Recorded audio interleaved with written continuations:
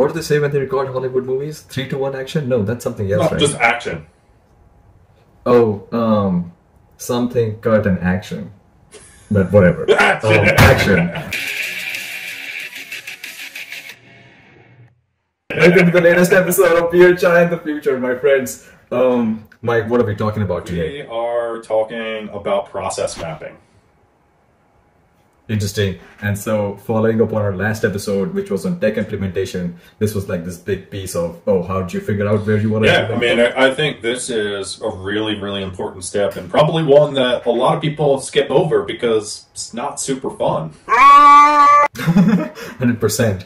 And then the application is just humongous. Like, you can use it to implement tech, you can implement new business processes, you can find opportunities for efficiencies. I mean, it's a tool that once you like get into a habit of using, it's ubiquitous, and just a practice of doing it can make you just efficient in general. Thing that once you're really good at it and once you've done it a few times, you should process map every process in your business, because I guarantee you will find ways to either trim some waste or to include automation and in ways that you just can't see when you sit there and watch the process happen in your office. You really have to map it out in order to be able to see, oh, this piece of paper gets signed by 5 different people that are sitting right next to each other, but it takes 3 days for it to get around to those 5 people for some reason. So it's things like that we want to identify. For sure.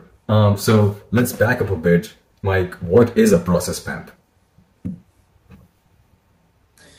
So a process map is a visual representation of all the steps involved in a specific process. And when we say all the steps, we really do mean all the steps. If somebody signs it, sees it, touches it, moves it, that gets put into this process map. And then you take different pieces and link them together using arrows to indicate motion so that you can understand the flow of that process. Yep. And so right now we have a tool open in front of us called Miro. It's a great tool that you can use to create process maps. In fact, it makes it really simple. And so it almost flows with the speed of your thoughts. So like we'll just use a lot of it in this episode and the next, sort of to give you a feel for what process maps look like. But pretty much what you explained, Mike, that's what it is. You pick up a business process, you break that down into steps. The more detailed those steps are, you will identify like all the stakeholders, all the processes being affected, and then the opportunity then comes out. The more detailed you get, the more resolution you get into the process, and then that tells you, all right, what's really happening in that process. So if you just look at the example in front of us right now, it's like this hiring funnel, how the candidate sees you for the first time. So you've got a bunch of options here where you might be posting your jobs, and all of that gets to like this career page on your website where people can start applying. Once they apply, the application goes into an ATS being an applicant tracking system. And then it, gets qualified by a recruiter. The recruiter can be sending a Calendly link to make sure the hiring manager and the candidate are able to find a good time to meet. Then a task is assigned to a hiring manager to like follow up with the candidate, do the interview. The manager takes the interview. If the candidate gets selected, then there is a task assigned to the business analyst, administrator in the team to onboard the candidate. If the candidate gets rejected, then the ATS sends a response. Then during the onboarding process, and by the way, you can simply break down the onboarding process into 10 different steps here, all the different things that the candidate experiences when he comes to the office for the first time, who he talks to, how much time they spend talking about what, and then you follow up later on to ensure their success and growth. I mean, this is a very, very high level view into a hiring funnel.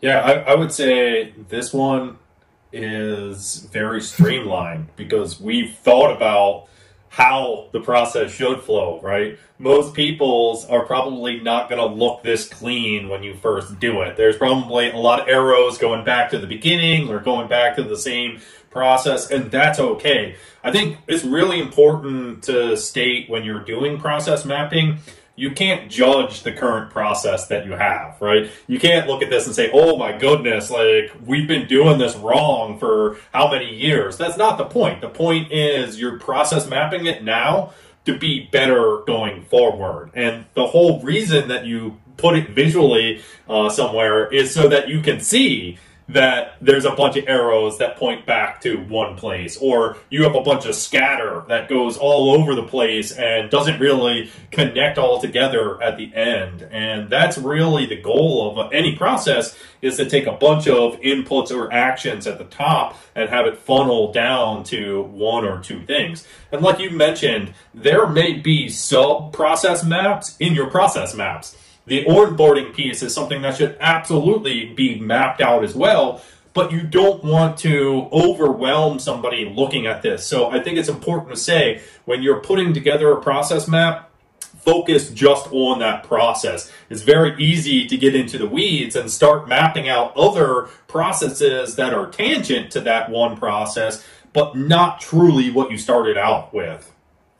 For sure. I think that's a very good point on getting into the weeds, because there are positives and negatives here. If you're like doodling around on this on your own, then by all means get into the weeds and figure out, for your own understanding what goes into that process. But let's say you're sitting in a meeting and then you're like going through these steps. You got to make sure you are writing the steps at the right level of resolution of the business process, and you cover those big blocks. For instance, if you talk about the sales funnel, it's like, oh, there's a prospecting stage, there is a lead gen stage, then there's a lead nurturing stage. And then you're like, well, do I need to put out a proposal? If yes, then you create an estimate, you put out a proposal, you close the sale. Now, these are very big steps. I mean, at a high level, if you're thinking about conversion of a sales funnel, that's all you need to really look at. But the lead nurturing step, you can break that down and say, oh, I'm going to send them a follow-up email every Monday. I'm going to plug them into my newsletter, see what the newsletter says to them. Oh, I'm going to if they do not agree to buy, or if they're in the middle of a contract, the renewal is 6 months away, I'm going to just still keep educating them. And so all those items are like breaking that lead nurturing step down. So when you're talking about the sales funnel, you're just looking at it from a high level. And then one day you are like, oh, I'm going to tighten my sales funnel. Where should I focus on? Oh, I think lead nurturing is a good step. And at that day you actually get into it, and then you're like sort of breaking that down into subcomponents and figuring out what you can do over there. Absolutely. And I think if you're having trouble getting started, think about this as if-then type statements. And we use that in computer programming a lot, but you see it everywhere. Or just yes, no. So every step that you put onto a sticky note here can be a yes or no question. And that way you know that you have two leads coming off of that. If someone says yes to the question, what happens? If someone says no to the question, what happens? So that way it's a little bit easier for you to think about the process. And these can be very, very large. And so you may need to cut them up into sections like we've been talking about. This is a great example of an entire sales process. And you can see there's many processes that are all mapped inside of those. So this is a great example of how a very large process can be broken down into departments or sections to make it more manageable. Yep. And I mean, initially I set this process up to define how our own sales funnel should look like, because as I wrote down the steps, I was like, well, what are the things I need to really build, what exist and what don't exist? And then researched on, okay, what do the sales funnel look like typically for tech companies? And then as I sort of started breaking it down, I was like, well, what if I build this out for our own company, then it's like so valuable for any other sales team out there. And like looking at these different steps, I was also able to say, okay, who do I want to assign this to? So then the lead mining piece went to like a sales support team. The copywriting piece went to the marketing team. A lot of the website stuff again went to the marketing team. Then we had some automations to do between like the website and the CRM and the email tool that went to the product team. And we were also able to see, okay, so these are the steps, top of the funnel. If we are not able to generate enough leads we want, that's where we want to really invest in. If that's sorted and we are booking enough number of calls, which is like the step that basically puts the customer in touch with us, Then once they're in touch with us, I mean, what else is going on? So in the middle part of the funnel, you are thinking about sales scripts and the demos that you do. And I mean, if you like build it like we've done, I mean, I can throw out some tips on doing the process mapping here. For instance, like every step has a software involved here that you want to be looking at. And then once you are saying, okay, when someone books a discovery call, the lead should go into the CRM, then that's basically a connection through a Zapier bridge, which is what you were talking about, Mike, in like a if this, then that case. So if someone books a discovery call, then the lead should go into a CRM. You end up booking the call, the lead goes into the CRM, and then when the lead goes into the CRM, then you can start a nurturing campaign. You know, you start sending them information about what the product is, and then yeah, like it's a great way to like consolidate all the assets in one place that go into the sales funnel. Becomes very easy for your sales team or anyone new coming into your team and say, okay, oh, that's what's happening in our sales process, whether the product team is looking at it or the sales rep is looking at it. And like it's a great training tool. It's a great tool to like figure out where are the knobs and the dials of your business that you can turn around and play with. So you mentioned Zapier, which is a great example of something that people can use to automate some of the steps, because prior to having that integration in your funnel here, someone had to manually enter those details into a CRM.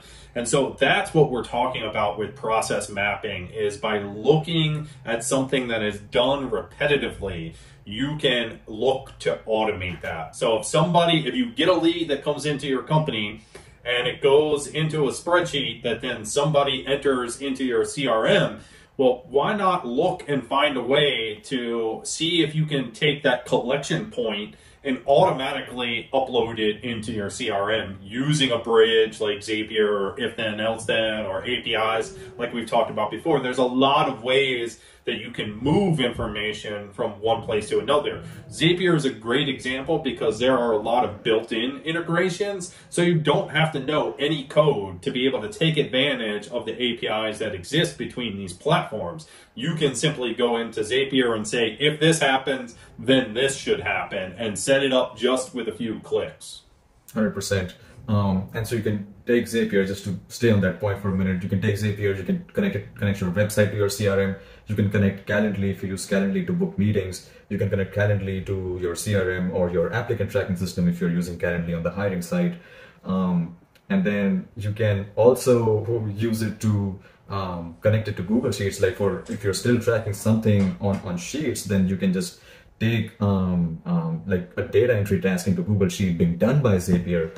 And so actually, when you look at their YouTube ads that they're running these days, that's exactly what they're talking about. They're like all these admin tasks that end up opening up in these companies that grow bigger, admin positions that end up opening up. Like they're just entering stuff into a software or a sheet, and Zapier basically helps you automate that.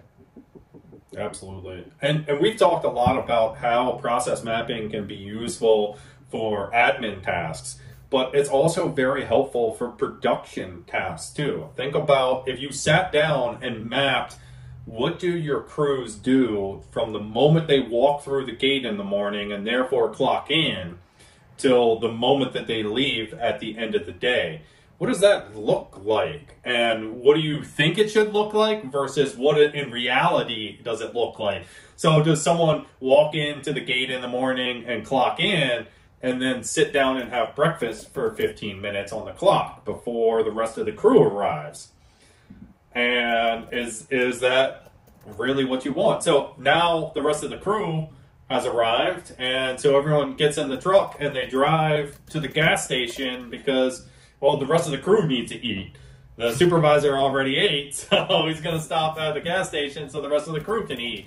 And then, you finally get to the job site a half an hour later, and what's the first thing the crew does when they get out of the truck? Do they put the safety cones out? Or do they sit there in the truck and talk about the plan? Or do they sit there in the truck and listen to the rest of the morning show before they get out and start working? All of these things can help you identify what the process looks like now, but more importantly, it's a great tool to be able to show your teams, hey, this is kind of how it looks now. This is what we want it to look like at the end. And so like over here, we just said rest of the crew has arrived.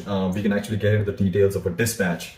What does the dispatch looks like? So it could be like a morning meeting with the OM, the operations manager. Maybe they talk about The schedule safety for the day, yeah, safety, yeah. schedule. Hang on, I'm gonna make this like a small note over here, add some colors to it. So, I mean, you can see how easy this is to just drop notes and add lines to those notes to understand what's happening. And the great thing about Miro is you can zoom in, you can zoom out. You basically have unlimited board space. So there's no reason to try and squish things in there or make them too small. You basically have unlimited space. So do what works for your eyes, and that will be helpful when you're looking at this. But the ability to zoom in is also really nice. So they talk about all these issues, or not issues, just agenda for the day, and then they load the equipment. The equipment might already be loaded in the truck. Should be. Okay. Because that should be at the end of the process from the night before, which is load the equipment, fuel the equipment, and load any supplies that you need. So really, that's the last piece of the end of the day process, so that you can just get in the trucks and start going. But that's what this may help you identify, is if your crews are loading in the morning, why are they not doing that at the end of the day so that they're ready for the next day? 100%. And then I think once they're like back in the evening, so it becomes clear at this point that it's a two-part action. Like you finish the day clean and then you start the next day clean. And so the whole we've written very few steps here in the dispatch. I think you can check the equipment. You can actually have something like a checklist here, that all the items that you need to go through, and then you can be like, okay, come on, Mike, what else happens in the dispatch? You've been on the crew.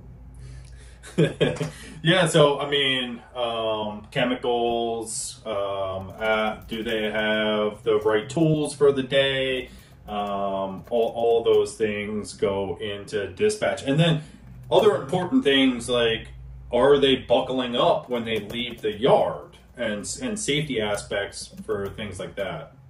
And so two very simple examples, and we can already start to think about, what we are doing right now, what are the best practices we can get to,